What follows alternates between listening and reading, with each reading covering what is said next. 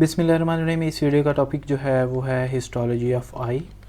तो आई जो है वो बेसिकली 3 लेयर्स की बनी होती है। उसमें एक आउटर लेयर होती है, एक मिडल लेयर होती है और तीसरी जो है वो हमारे पास इनर लेयर होती है। जो हमारे पास आउटर लेयर होती है ये फाइब्रस लेयर होती है और इसके 2 पार्ट्स होते हैं। एक हमारे पास जो है ना वो कॉर्निया होता है और दूसरा पार्ट हमारे पास स्क्लेरा होता है। उसके बाद आती है हमारे पास मिडल लेयर। मिडल लेयर जो है ये वस्कुलर लेयर है। इसके हमारे पास जो है ना वो 3 पार्ट होते हैं। उसमें जो पहला पार्ट है वो हमारे पास है आयरस। सेकंड जो पार्ट है वो हमारे पास है सिलरी बॉडी और जो हमारे पास तीसरा पार्ट है वो हमारे पास कोरॉइड है। उसके बाद आता है हमारे पास इनर। जो इनर लेयर है आई की वो हमारे पास नर्वस लेयर है जो कि रेटिना की बनी होती है। उसके बाद आती है हमारे पास जो आई है उसकी जो रिफ्रैक्टिव मीडिया है।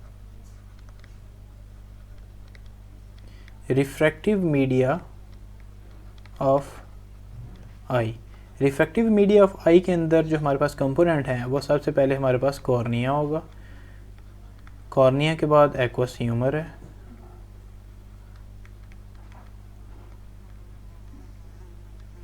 एक्वस ह्यूमर के बाद हमारे पास लेंसेज आएंगे, लेंस जो है, और उसके बाद हमारे पास विट्रस ह्यूमर है।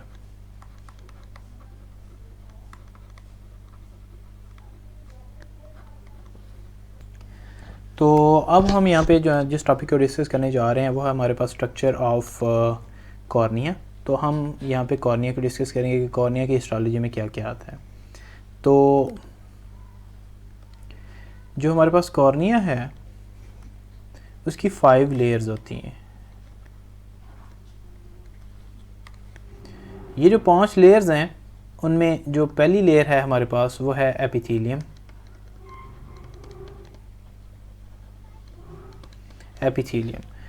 एपिथेलियम जो है ये basically non keratinized stratified squamous epithelium होती है। नॉन कैराटिनाइज्ड स्क्वामस एपिथेलियम की लेयर है। इसमें बेसिकली जो है ना वो 3 टाइप के सेल्स होते हैं। नंबर 1 इसमें बेसल सेल्स होते हैं। उसके बाद हमारे पास मिडल सेल्स आते हैं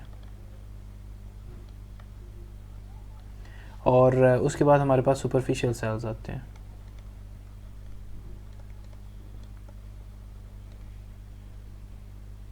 जो हमारे पास बेसल सेल्स हैं वो हमारे पास कॉलमनर सेल्स होते हैं। बेसल सेल्स जो हैं वो हमारे पास कॉलमनर सेल्स होते हैं। जो हमारे पास मिडल सेल्स हैं वो पॉलीगोनल होते हैं। जो हमारे पास सुपरफिशियल सेल्स हैं वो स्क्वामस विद माइक्रोविलाइज होते हैं। Squamous with microvilli. ये हमारी थी फर्स्ट लेयर। अब जो सेकंड लेयर है वो हमारे पास आती है वुमेन्स मेम्ब्रेन। वुमेन्स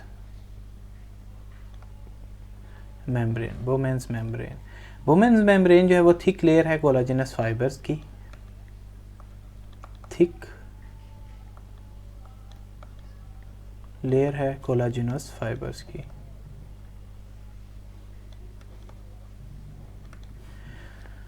उसके बाद हमारे पास आती है थर्ड लेयर। ये हमारे पास सेकंड लेयर थी। उसके बाद हमारे पास आती है third layer of cornea.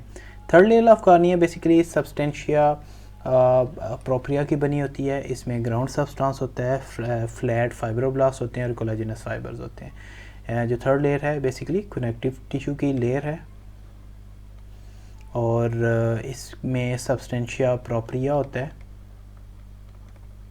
Substantia propria होता है और इसके अलावा इसके अंदर जो है वो ग्राउंड सब्सटेंस होगा। ग्राउंड सब्सटेंस के अलावा फ्लैट फाइब्रोब्लास्ट होंगे। फ्लैट फाइब्रोब्लास्ट होंगे और इसके अलावा कोलाजिनस फाइबर्स होंगे, कोलाजिनस फाइबर्स इसके अंदर प्रेजेंट होते हैं। जो हमारे पास चौथा पार्ट है वो हमारे पास चौथी लेयर है वो बेसिकली डेस्मेंट मेम्ब्रेन है, डेस्मेट मेम्ब्रेन है और ये बेसिकली बेसमेंट मेम्ब्रेन टाइप एक मेम्ब्रेन होती है जो कि ग्राउंड सब्सटेंस प्लस हमारे पास जो फाइबर्स हैं उनकी बनी होती है। इसमें जो मोस्ट कॉमन फाइबर्स हैं वो हमारे पास कोलाजन फाइबर्स आते हैं, कोलाजन फाइबर्स से मिलके ये बनी होती है। उसके बाद हमारे पास आती है जो फिफ्थ लेयर है, फिफ्थ लेयर एंडोथेलियम की लेयर होती है जो कि सिंपल स्क्वामस सेल की बनी होती है। फिफ्थ लेयर जो है वो हमारे पास एंडोथेलियम होती है, एंडोथेलियम जो कि सिंपल स्क्वामस एपिथेलियम से बनी होती है, सिंपल स्क्वामस एपिथेलियम की बनी। तो इन शॉर्ट रिव्यू के अंदर हमारे पास कॉर्निया है, उसकी 5 लेयर्स होती हैं। एक हमारे पास एपिथेलियम होती है जो कि नॉन कैरेटिनाइज्ड स्क्वामस एपिथेलियम है जिसमें बेसल सेल्स होते हैं, मिडल सेल्स और सुपरफिशियल सेल्स होते हैं। बेसल सेल जो है ना वो बेसिकली ये जो है यहाँ पे हमारे पास बेसल सेल्स हैं वो कलमनर सेल्स होते हैं, मिडल सेल्स पॉलीगोनल होते हैं, सुपरफिशियल जो सेल्स हैं वो स्क्वामस विद माइक्रोविलाइज होते हैं। उसके बाद हमारे पास है वुमेन मेम्ब्रेन जो है वो थिक लेयर होती है विद कोलाजिनस फाइबर्स। उसके बाद हमारे पास कनेक्टिव टिश्यूज़ होते हैं, कनेक्टिव टिश्यू की जो लेयर होती है इसमें उसको हम सब्सटेंशिया प्रोप्रिया भी कहते हैं। इसमें ग्राउंड सब्सटेंस होगा, फाइब्रोब्लास्ट होंगे, कोलाजिनस फाइबर्स होंगे। जो चौथी लेयर है कॉर्निया की वो डिस्मेट मेम्ब्रेन है और ये basically just like basement membrane होती है। इसमें ग्राउंड सब्सटेंस होते हैं, फाइबर्स होते हैं जो कि कोलाजिनस फाइबर्स जो है ना यहाँ पे मोस्ट प्रोमिनेंटली प्रेजेंट होते हैं। उसके बाद आप देखोगे कि इसके अंदर एंडोथेलियम होती है जो 5वीं लेयर है, एंडोथेलियम है and endothelium simple squamous epithelium से मिलके बनी होती है। तो ये थी हमारे पास कॉर्निया। उसके बाद हम यहाँ पे देखेंगे कि जो हमारे पास कॉर्निया है उसका जो ट्रांसपेरेंसी है वो किस वजह से होती है कि कॉर्निया जो है वो कॉर्निया के ट्रांसपेरेंट होने की कौन कौन सी वजूहत है। तो जो हमारे पास कॉर्निया है वो ट्रांसपेरेंट होता है,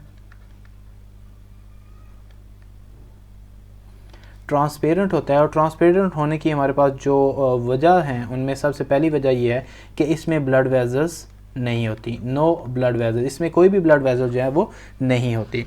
दूसरी जो रीज़न है वो ये है कि ये ड्राई होती है। और जो हमारे पास तीसरी रीज़न है वो कंटिन्यूस विदाउट, वो ये है कि इससे कंटिन्यूसली जो वाटर है उसका विड्रॉल होता रहता है, वाटर विड्रॉल, इसमें कंटिन्यूस वाटर का जो विड्रॉल है वो होता रहता है। उसके बाद हमारे पास रेगुलर अरेंजमेंट होती है जो कवरिंग एपिथेलियम है उसकी और कोलाजिनस फाइबर्स की रेगुलर अरेंजमेंट होती है। रेगुलर अरेंजमेंट होती है हमारे पास इसके जो एपिथेलियम है उसकी, और इसके अलावा जो कोलाजिनस फाइबर्स हैं इनकी रेगुलर अरेंजमेंट होती है। उसके बाद हमारे पास जो 5वीं रीज़न है जिसकी वजह से हमारे पास कॉर्निया ट्रांसपेरेंट होता है,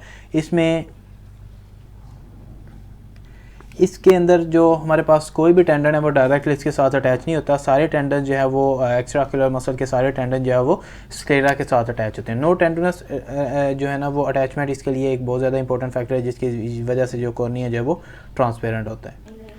उसके बाद हमारे पास जो नेक्स्ट स्ट्रक्चर आ रही है वो है स्क्लेरा। स्क्लेरा जो है ये white opaque connective tissue coat है आई का, ये वाइट होता है और ओपेक होता है,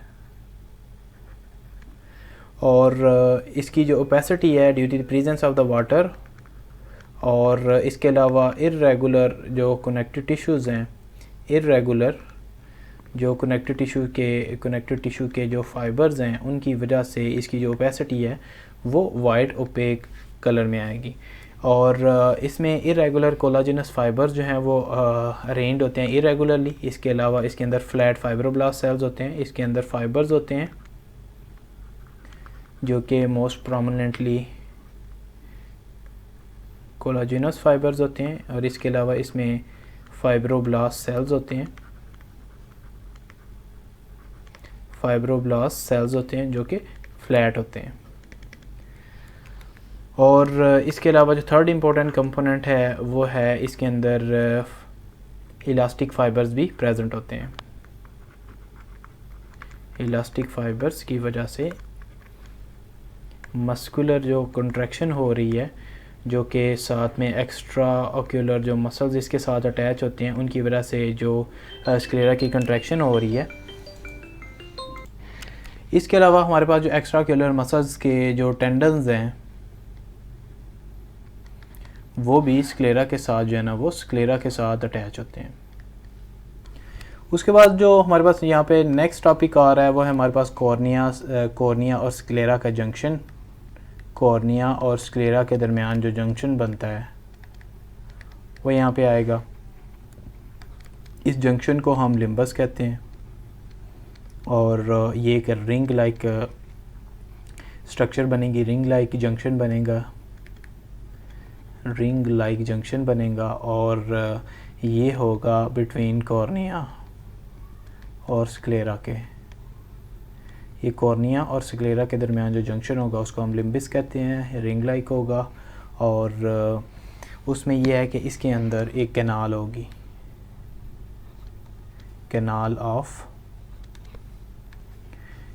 शैलम, ये कैनाल होगी। और ये बेसिकली इस कैनाल का काम ये है कि जो हमारे पास एक्वस ह्यूमर है जो कि एंटीरियर चैम्बर ऑफ द आई के अंदर है उसको ड्रेन करेगी और बेसिकली जो सारा उसके अंदर जितना वो एक्वस ह्यूमर बना हुआ है उसको ड्रेन करेगी पोस्टीरियर चैम्बर से और आई के बाहर। इसकी ऑब्स्ट्रक्शन की वजह से जो हमारे पास कॉम्प्लिकेशन आएगी उसको हम ग्लाकोमा कहेंगे। उसके बाद कुछ ऐसी चेंजेस होती हैं जो कि हमारे पास कॉर्निया से जब हम मूव करते हैं स्क्लेरा की तरफ तो कुछ चेंजेस आती हैं स्ट्रक्चर्स के अंदर। उन चेंजेस में से सबसे पहली जो चेंज आएगी कि जो हमारे पास सिंपल स्क्वामस एपिथेलियम थी, सिंपल स्क्वामस एपिथेलियम है वो चेंज हो जाएगी और वो बन जाएगी,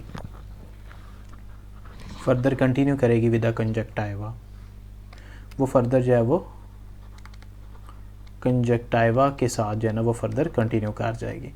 उसके बाद आता है हमारे पास जो वुमेन मेम्ब्रेन थी वो रिप्लेस हो जाएगी by the connective tissue of the sclera. जो हमारे पास वुमेन्स मेम्ब्रेन थी जिसको हमने पहले पढ़ा वो बेसिकली कन्वर्ट हो जाएगी connective tissue of the sclera के अंदर। और उसके बाद हमारे पास regular connective tissue of the cornea is replace by irregular connective tissue of sclera. तो हमारे पास जो कनेक्टिव टिश्यू थे कॉर्निया के वो रेगुलर थे, तो रेगुलर फॉर्म जो है वो स्क्लेरा के जो कनेक्टिव टिश्यूज़ हैं उनकी इरेगुलर फॉर्म के अंदर जो है ना वो कन्वर्ट हो जाएंगे। तो कनेक्टिव टिश्यू जो कि कॉर्निया के अंदर रेगुलर फॉर्म के अंदर थे वो स्क्लेरा के अंदर जाके इरेगुलर हो जाएंगे। इसके अलावा जो कॉर्नियल एपिथेलियम है वो कंटिन्यू हो जाएगी with the canal of Shailam. इसके अलावा जो चेंजेस आ रही हैं वो डिसेंट मेम्ब्रेन जो है वो स्प्लिट हो जाएगी और चेंज हो जाएगी इनटू पैक्टिनेट लिगामेंट, वो पैक्टिनेट लिगामेंट के अंदर कन्वर्ट हो जाएगी। तो ये कुछ चेंजेस थी हमारे पास जो कि हमारे पास कॉर्नियोस्क्लेरल जंक्शन के ऊपर अपीयर होती हैं।